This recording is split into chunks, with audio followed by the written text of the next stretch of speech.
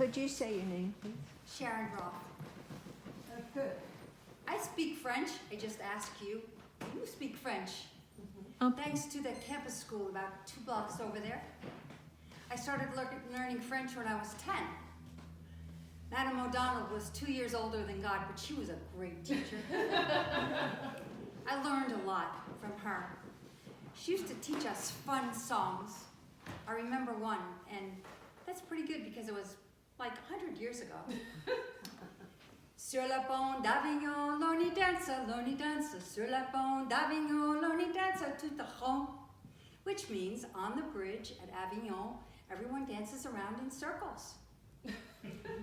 I loved learning French and took it in high school, again in college, and became a French teacher.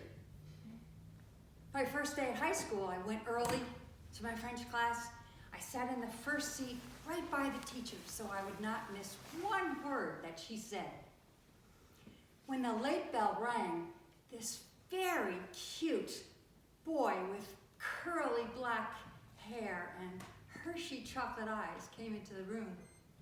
The teacher said, "Why don't you sit right there next to Sharon?" And he said, "No, I'm going to sit here right to the door." A year later, we went on our first date. I fell in love immediately. A year later, he popped the question. And 2 months after my 20th birthday, we were married. We had 4 children, and we're very happy until we weren't.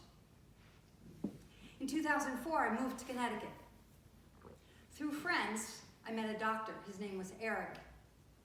I detected an accent. I asked him, "Where are you from?" He said, "Burkina Faso," which is in West Africa between Mali and Ghana. He told me that in his country, Burkina Faso, at the end of 6th grade, the students all have to take a test. If they pass, they go on to 7th grade. If they don't, they don't. He wanted to build a school to give these kids a second chance so that they would not be doomed to a life of poverty and slavery.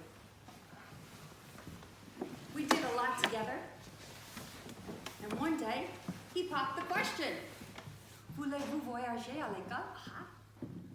You didn't think I was going to say that, did you? And the translation of that is, "Would you like to come to my school and teach English to my students?" I said yes, right away.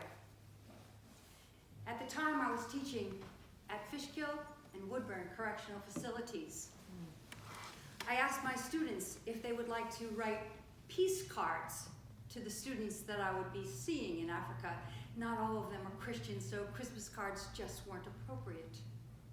They all did, and their messages were fabulous. "I'm praying for you. You are my brothers and sisters. Listen to what Miss Roth has to say." And on New Year's Eve, 2016, I got on a plane to go to Africa all by myself. When I got there and I went to the school, it was surreal. I had seen pictures of the school and never ever dreamed that I would actually be there. And that week, I fell in love with the students. There were 212 of them, especially Sanda, who was the first guy I met. He shook my hand and he smiled from ear to ear. And Agatha, she had colored beads and asked me if I would take a selfie with my cell phone, which I did. There were 70 kids in my first class. I gave them the peace cards. They didn't really understand why I was teaching English in a prison in America, but that's for another time. The next day when I went back to the class, they had all written cards for me to bring back to my students in the correctional facilities in which I taught.